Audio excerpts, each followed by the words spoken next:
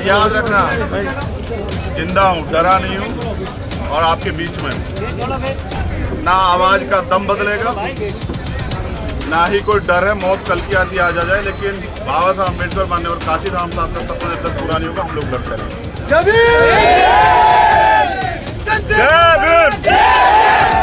और ये बीजेपी की भाषा है, गोली मारो सालों को, ये वही उसी को उपजाऊ हो रही है। देखिए बहन जी से मेरी कोई नाराजगी नहीं, मैंने उनको हमेशा बड़ा माना, वो मुझे छोटा नहीं मानती अपने परिवार का। उनको ये घटना छोटी लगी, शायद अगर मैं मर भी जाता शायद उनको उस पर कोई शायद बुरा नहीं लगता, मुझे उनसे कोई दुख नहीं।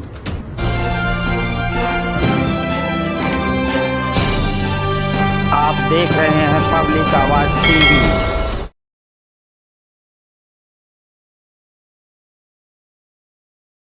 जो चीरती हुई लोहे के हिस्से को गाड़ी के, और वो मुझे लगी तब मुझे एहसास हुआ कि हम गिर गए। फिर तीसरी गोली चली, इसने मेरा आगे वाला शीशा पूरा डैमेज कर दिया। चौथी गोली पे मैं नीचे हो गया, जो गोली आपने देखा कि वो सीधी उसमें लगी, अगर मैं नीचे ना होता तो वो मेरी छाती के आर पार चली जाती। फिर वो गाड़ी 10 मीटर आगे जाके रुक जाती है, वो दो हवा में फायर करते हैं जैसा मैंने देखा, और फिर उन्होंने फिर हमारी गाड़ी फायर किया। वो गाड़ी के वो फायर जो है गाड़ी के नंबर प्लेट पे लगी। मेरा यह मानना है उनको ऐसा लगा होगा कि हमने जो काम करने आए थे वो कर दिया, अब ये मर गया, शायद जैसा पहले कई घटना में हो। फिर वो शायद सरेंडर करने के मूड में थे, लेकिन जैसे ही मनीष ने गाड़ी को मेरे कहीं से यू टर्न लिया, उनको समझ आया कि जिंदा है, तो वो वहां से भागे।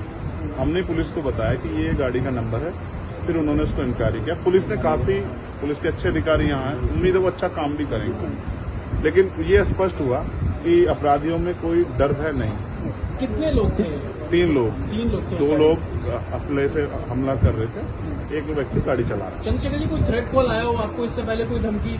पिछले कई सालों से आ रही है, मैं लगातार पुलिस को इंटीमेट भी करता रहता हूं। मैंने डीजीपी को भी लिखा, गृह मंत्री को भी लिखा, मुख्यमंत्री को भी लिखा, यहाँ के पहले एसएसपी डीएम थे उनको भी लिखा, लेकिन डीएम साहब जो पिछले थे अखिलेश सिंह जी, उन्होंने साफ मना कर दिया कि चीफ मिनिस्टर नहीं चाहते चंद्रशेखर को सुरक्षा दी जाए। मेरे आज भी याद है ये बात, क्योंकि मैंने एलआईयू के अधिकारियों द्वारा पूछा कि भाई मैंने आपको बताया फिर क्यों नहीं हो रहा है, तो उन्होंने कहा भाई ये सरकार का मामला, सरकार चाहे तो दे सकती। तो मैं चाहता हूं मुख्यमंत्री इंतजार कर रहे हैं कब चंद्रशेखर मरे, उनका काम आसान है, लेकिन उनको ये नहीं पता कि गरीबों की, कमजोरों की, शोषितों की बात करने वाला चंद्रशेखर इतनी आसानी से उनकी रास्ते में से नहीं है। अच्छा, अतीक अशरफ के जैसा हुआ वैसे ही कुछ होने वाला था, ऐसा आपको लगता है? अब आप इसका आकलन खुद करें कि क्या हुआ और क्या हो सकता है। आपके पास एक और बात, मुझे ऐसा लगता है कल की घटना के बाद, इतने बड़े उसके बाद भी अगर मैं सुरक्षित हूँ तो हमारे संतों गुरुओं महापुरुषों का आशीर्वाद, हमारी करोड़ों बहनों माताओं का आशीर्वाद, बुजुर्गों का मेरे पास है। और मैं जो जिम्मेदारी मैं लेके मैदान में आया हूँ, बाबा साहब अम्बेडकर माननीय काशी राम साहब, सदगुरु रविदास जी का जो बेगमपुरा राज का सपना है, मानवता के राज का सपना है, संविधान को लागू कराने का है, इन वर्गों को अधिकार देने का है, जब तक वो पूरा नहीं होगा मैं कहीं जाने वाला नहीं। मीरपुर में छोड़कर अपराधी भाग जाते हैं, तो उसको कुछ और बता रहे, कुछ तो कहानी को नया मोड़ देने की कोशिश हो सकता है वो चाहते थे जो गुजरों और दलित समाज में एकता बनी है वो एकता टूट जाए, ये होगा ही नहीं कभी। ठीक है, ये नहीं हो सकता। पंचायत आप लोग कर रहे हैं अपनी मांगों को लेकर? हमारी लीडरशिप ने ये निर्णय लिया है कि जब 24 घंटे में गिरफ्तारी नहीं हुई तो हमें अपने लोगों को भी जवाब देना है, तो इसलिए शायद उन्होंने 3 तारीख का समय रखा है, मैं उसका हिस्सा बनूंगा। अमेठी के अंदर एक फेसबुक वायरल हुई है पोस्ट जिसमें आपको मारने की वो की गई है, क्या कहें? सही है उसके अलावा? ठीक, देखिए लोकतंत्र है, उनके अधिकार है, मारे या छोड़े। मैंने कहा ना, मैं पहला थोड़ा ही जो मारा जा रहा हूँ या जिसको मारने का प्रयास किया, मुझसे पहले बहुत मरे हैं, लेकिन उनको कोई जान नहीं रहा था। मुझे लोग जानते हैं तो मेरी बात आगे बढ़ती, लेकिन मैं अपने लोगों को मरने नहीं दूंगा, ये भी मैं उनको संदेश देना चाहता हूँ। पोस्ट किया है अमेठी क्षेत्रीय महासभा से कि इस बार तो बचिए, अगली बार नहीं बचे। देखो, मैं गोली से डरता नहीं, मैं गोली से, बंदूकों से नहीं डरता हूँ, मैं संवैधानिक रास्ते से चलता हूँ, संविधान को मानता हूँ। गोली चलाने वालों को भी कहना चाहता हूँ कुदरत उनको सद्बुद्धि दे, गलत जगह पंगा ले रहे हैं। मैं झगड़ा नहीं चाहता, मैं अपने लोगों को भी कह रहा हूँ कल से शांति बना रखो और संविधान के रास्ते चलो। वो हमें डिस्टर्ब करना चाहते हैं कि जो हम राजनीतिक ताकत हमारी बन रही हो कमजोर हो जाए, हम दूसरी दिशा चले जाएं। लेकिन ये भी एक अटूट सत्य है कि हम संविधान के जरिए जवाब देना जानते हैं, और किसी को गलतफहमी हो तो वो गलतफहमी सुधारने का समय वो क्यों कर रहे थे, वो पाला किसने? मुझे ही तो मारना है ना, वो बता दे मैं चला जाऊंगा मरने में, अगर मेरे लोगों के साथ तो खेलना खेलें, मैं तैयार हूं। अगर मेरे मरने से हमारा आंदोलन आगे बढ़ता, हमारे लोग खड़े होते, मुझे कोई दिक्कत नहीं है। लेकिन उनको ये समझना चाहिए कि ये आज लोकतंत्र है। गोली की भाषा से एक चंद्रशेखर मरेगा तो क्या हो जाएगा, हजारों चंद्रशेखर पैदा हो जाएंगे। ये समाज बहुजन समाज तो उपजाऊ समाज है, एक मरेगा हजार पैदा हो, कितने चंद्रशेखर मारोगे?